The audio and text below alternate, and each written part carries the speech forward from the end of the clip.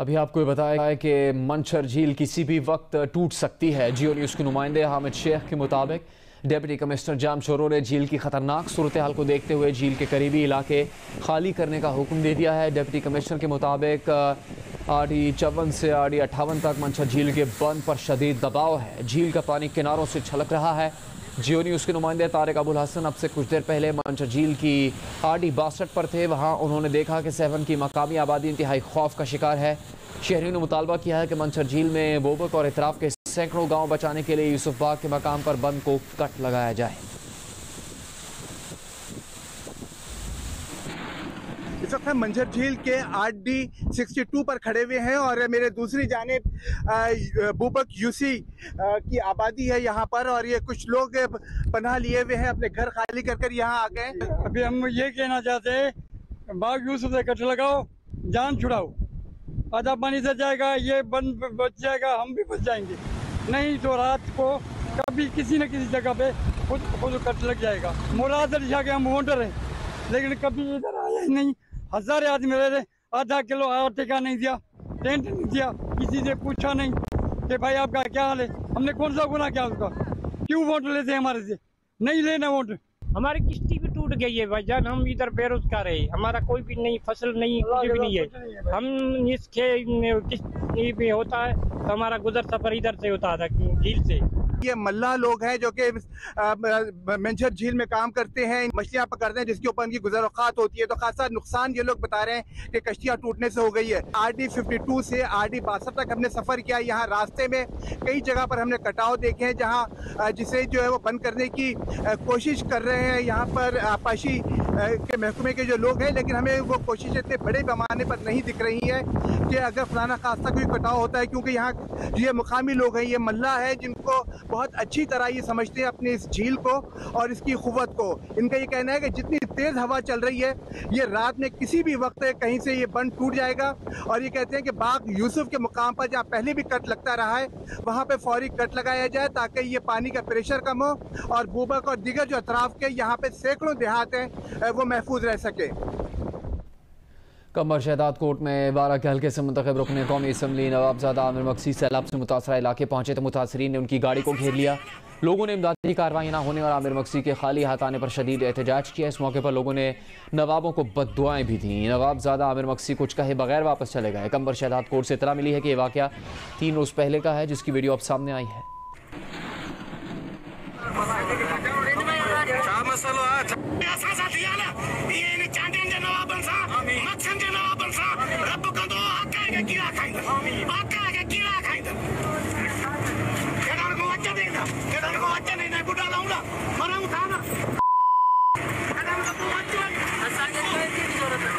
अस्सलाम वालेकुम साईं।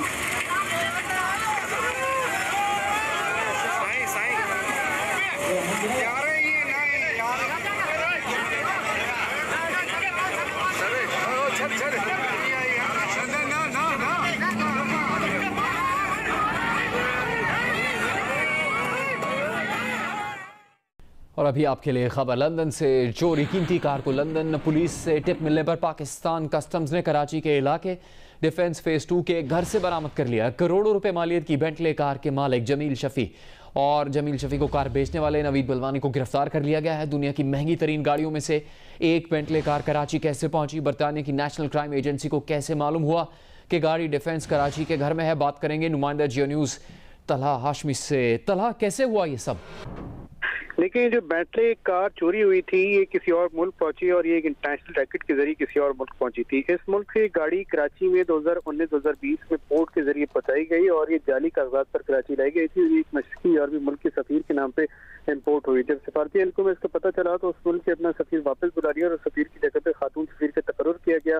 बरतानिया में ये लंदन पुलिस को इसकी इत्तला मिली थी कि ये गाड़ी कराची में हुई है। उसके बाद लंदन पुलिस ने इत्तला नेशनल क्राइम एजेंसी को दी और नेशनल क्राइम एजेंसी ने कस्टम्स को बताया कि डिफेंस में ये गाड़ी एक घर में खड़ी हुई थी। उन्होंने जो घर का नंबर दिया था वो 158 दिया था। ताहम जब कस्टम्स ने इसको अपने लोकल सोर्सेज से चेक किया तो वहाँ पे अपने मुखबरों का जाल बिछाया और वहाँ पे ये जिस घर में गाड़ी खड़ी थी उसका नंबर था 15D। वहाँ से जो कस्टम्स ने पुलिस की तरफ से गाड़ी बरामद की और फिर उसके बाद इसको रिकवर किया। इसमें जराए बताते हैं कि इसमें गाड़ी की चोरी और यहाँ पहुँचाने में आलमी रैकेट मुलव्वस है और मजीद तफ्तीश और तहकीक इसकी की जा रही है। बहुत शुक्रिया आपका इस तफसील के लिए तलहा हाशमी।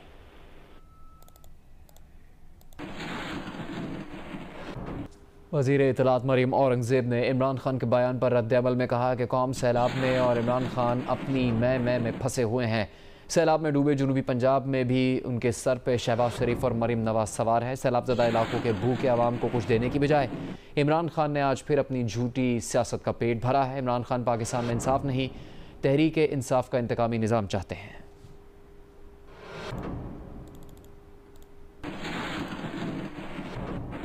तहरीक इंसाफ के चेयरमैन इमरान खान की साबिक अहलिया जमाना गोल्डस्मिथ ने पाकिस्तान में सैलाब ज़दगान के एहतियात के लिए लंदन में अपनी आने वाली film What's Love Got to Do with It की प्राइवेट स्क्रीनिंग नीलाम करने का ऐलान कर दिया है। उनका कहना है कि फ़िल्म की प्राइवेट स्क्रीनिंग की नीलामी से हासिल रकम पाकिस्तान में सैलाब ज़दगान के लिए मुख्तस की जाएगी। फ़िल्म की निजी स्क्रीनिंग की नीलामी 8 सितंबर को होगी।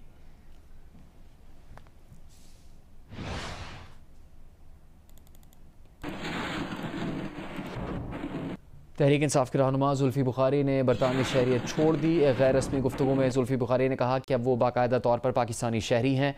वो इमरान खान के साथ हकीकी आज़ादी की जंग लड़ेंगे। जुल्फी बुखारी ने बरतानवी महकमे दाखिला की तस्दीकी दस्तावेज़ात मीडिया पर जारी कर दी है।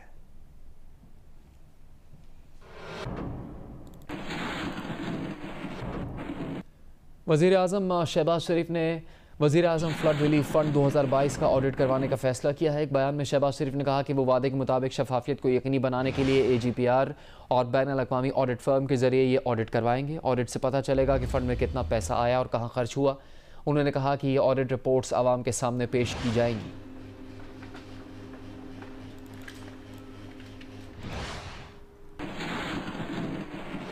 सैलाब मुतासरा इलाकों में फ़ौजी जवान ड्यूटी की बजाय मुक़द्दस फरीज़ा समझकर खिदमात सर अंजाम दे रहे हैं। DG ISPR ने कहा कि आर्मी चीफ ने सैलाब मुतासरीन की मदद करने की हिदायत की है।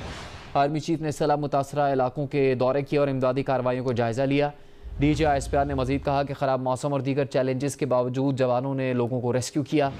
अफ़वाज पाकिस्तान का हर सिपाही सैलाब मुतासरीन की खिदमत कर रहा है। अफ़वाज पाकिस्तान सैलाब मुतासरीन की मदद के लिए दिन रात काम कर रही हैं। जवानों ने अपनी जानों को ख़तरे में डालकर इमदादी कामों में हिस्सा लिया। सैलाब मुतासरीन की मदद करते हुए हेलीकॉप्टर्स हादसे का शिकार हुआ।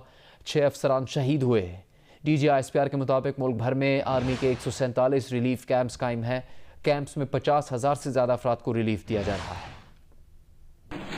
पाकिस्तान एयरफोर्स की एरियल एफर्ट्स ख़ास तौर पर काबिल ज़िक्र हैं, जिनमें C-130 और हेलीकॉप्टर्स ने 135 सॉर्टीज़ के दौरान 1521 से ज़ायद अफराद को रेस्क्यू किया है। अफ़वाज पाकिस्तान का हर एक सिपाही और ऑफिसर ड्यूटी की बजाय एक मुक़द्दस फरीज़ा समझकर सर अंजाम दे रहा है। यही वो जज्बा था जिसके तहत lieutenant general Sarfaraz Ali, major general Amjad Hanif, brigadier Mohammad Khalid, major Saeed Ahmed, major Talha और नायक मुदस्सर फयाज अपने अवाम की खिदमत करते हुए एक हेलीकॉप्टर हादसे में उन्होंने शहादत नोश की। Pakistan army aviation, Pakistan air force और नेवी के हेलीकॉप्टर्स मुसलसल मुतासरा इलाकों में रेस्क्यू और रिलीफ एक्टिविटीज़ में मसरूफ़ हैं और ख़राब मौसम और दीगर चैलेंजेस के बावजूद आर्मी एविएशन, PF और नेवी के पायलट्स ने अपनी जानों को ख़तरे में डालकर न सिर्फ लोगों को रेस्क्यू किया बल्कि उन तक ज़रूरी रिलीफ आइटम्स की दस्तयाबी को भी यकीनी बनाया है। इस वक्त मुल्क भर में पाकिस्तान आर्मी के 147 रिलीफ कैंप्स कायम हैं और इनमें 50,000 से ज़ायद मुतासरीन को रिलीफ मुहैया किया गया है। एशिया कप सुपर 4 मरहले के पहले मैच में श्रीलंका और अफगानिस्तान आमने सामने। अफगानिस्तान ने श्रीलंका को जीत के लिए 176 रन का हदफ दिया। रहमतुल्लाह गिरबाज ने 45 गेंदों पर 4 चौकों और 6 छक्कों की मदद से 84 रन बनाए। इब्राहिम ज़ादरान ने 40 रन स्कोर किए। दिलशान मधुशाका ने 2 विकेट्स हासिल की।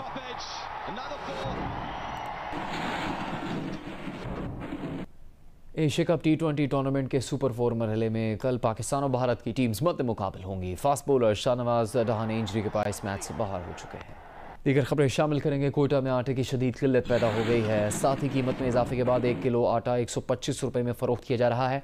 दुकानदारों का कहना है कि बिजली की बंदिश के बायस से फ्लावर मिल से आटा नहीं मिल रहा। ग्राहकों को 2-3 किलो से ज़्यादा आटा नहीं दिया जा रहा। इस वक्त 20 किलो आटे के थैले की कीमत 2500 रुपये तक पहुँच गई है, जो एक हफ्ता पहले 1800 रुपये थी। मंचर झील के बचाव बंद पर सैलाबी पानी का दबाव मुसलसल बढ़ रहा है।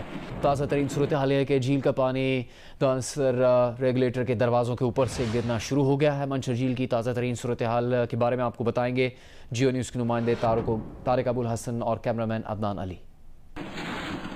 ये मंचर झील की सूरत हाल हम मुसलसल अपडेट कर रहे हैं और इस वक्त मैं बूबक के मुकाम पर दांसर रेगुलेटर गेट पर मौजूद हूँ। यहाँ पर झील में तेज हवाओं की वजह से बहुत बड़ी लहरें पैदा हो रही हैं। 23 फुट के करीब पानी जो है वो झील में आ चुका है और हवाओं की शिद्दत की वजह से गेट के ऊपर से पानी गुजर कर दूसरी तरफ जा रहा है। यहाँ पर इस गेट को मजबूत करने के लिए आप मेरे रकम में देख सकते हैं कि बड़ी मिक़दार में पत्थर लाए गए हैं और यहाँ पर बहुत तेजी के साथ काम हो रहा है। एक बंद बनाया जा रहा है ताकि पानी जो है वो ऊपर से क्रॉस ना हो। दूसरी जानिब रेत की बोरियां रखकर भी जो है वो इस गेट को बचाने की कोशिश हो रही है। माजी में ये गेट टूट चुका है, उसकी वजह से यहाँ पे इस वक्त भी लोगों को बहुत खौफ है कि अगर ये गेट एक बार फिर टूटा तो उनकी आबादियों को शदीद नुकसान पहुँचेगा। यहाँ पे हमने लोगों को ये मुतालबा करते भी सुना है कि बचाव बंद को बचाने के लिए, उनकी आबादियों को बचाने के लिए झील में कट लगाए जाएं, लेकिन हमारी इत्तला तक अभी तक इस झील पर कोई कट नहीं लगाया गया है, जिसकी वजह से लोग जो है वो सिंध हुकूमत के ऊपर खासी नाराजगी का भी इजहार कर रहे हैं। पाकिस्तान के तबाहकुन सैलाब दुनिया भर के लिए मौसमियाती तब्दीली की हकीकत पर ख़तरे की घंटी है।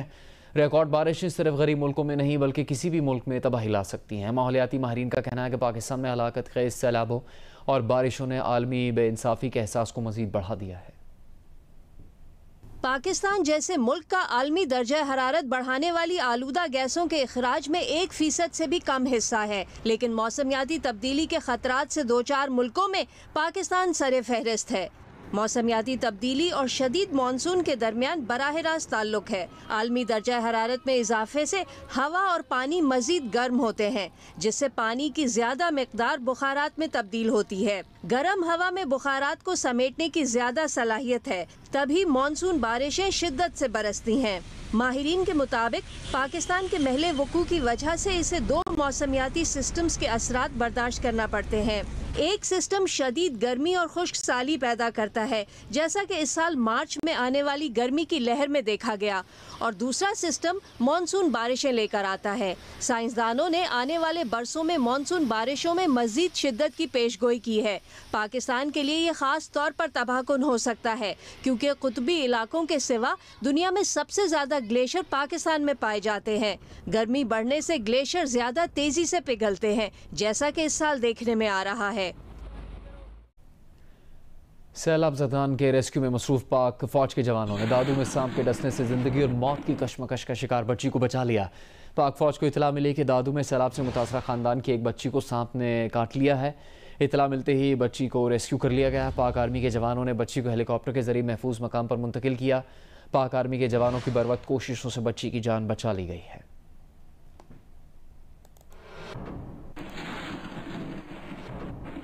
Army chief general Qamar Javed Bajwa से अमरीकी सेंट्रल कमांड के सरबराह जनरल माइकल एरिक ने राबता करके पाकिस्तान में सैलाब से तबाहकारी और नुकसानात पर इजहार अफसोस किया है।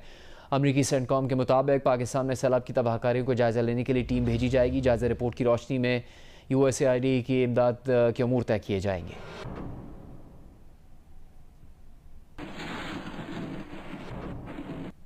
अमरीकी कांग्रेस पर्सन शीला जैक्सन और टॉम स्वाज इतवार को पाकिस्तान पहुंचेंगे। सैलाब से तबाह इलाकों का दौरा करने के लिए पाकिस्तान रवानगी से पहले शीला जैक्सन ने प्रेस कॉन्फ्रेंस में कहा है कि सैलाब ज़दगान की इमदाद के लिए हर मुमकिन इकदाम करेंगे।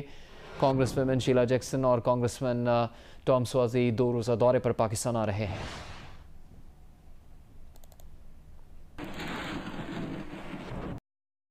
मुत्तहिदा अरब अमारात के सबसे बड़े free trade zone Dubai multi commodity centre ने ARY ग्रुप पर 2 दहाइयों पहले दुबई में गोल्ड रिफाइनरी की तामीर के लिए किए गए मुआहदे की खिलाफवर्जी पर बेईमानी और शर्मनाक लालच का इल्जाम लगाया है। एक सोशल मीडिया पोस्ट में डीएमसीसी के एग्जीक्यूटिव डायरेक्टर अहमद बिन सुलैम ने लिखा है कि 21 बरस पहले ARY ने एक मुआहदा किया था जिसकी शराइत पर 20 बरस गुजरने के बाद भी अमल दरामद मुकम्मल ना हो सका और अब ये डीएमसीसी के लिए सेहत से जुड़ा खतरा बन गया है। बदकिस्मती से ऐसा लगता है कि लालच ने आपको शर्मनाक हद तक अंधा कर दिया है अगर आप अपने आलमी कारोबारी शराकतदारों के साथ इस तरह का सलूक करते हैं। 2 दहाइयों से जायद अरसा पहले ARY ने गोल्ड एंड ज्वेलरी की पैदावार और रिफाइनिंग के लिए एक जदीद कॉम्प्लेक्स ARY ऑरम प्लस के तामीर का मुआहदा किया था जो कि आज तक मुकम्मल ना हो सका। दुबई हुकूमत के एहलकार का कहना है ARY उनके साथ कारोबार करने वालों में सबसे बदसूरत तरीन इजाफा है जिन्होंने डीएमसीसी के विजन का कोई एहतराम नहीं किया। वो इस मामले को आलमी फोरम्स पर उजागर करेंगे ताकि मुस्तकबिल में ऐसी शर्मिंदगी का सामना ना करना पड़े। ताहम ये बात वाज़ेह नहीं है कि कॉम्प्लेक्स के लिए दी गई ज़मीन रियायती कीमत पर किसी ख़ास मकसद के लिए दी गई थी या मुआहदे की शराइत क्या थीं। दूसरी जानिब ARY के ज़राए का दावा है कि इस ज़मीन पर उन्हें कानूनी हक़ हासिल है और वो इस मामले को मुतल्लिका अथॉरिटी के साथ सुलझाएंगे।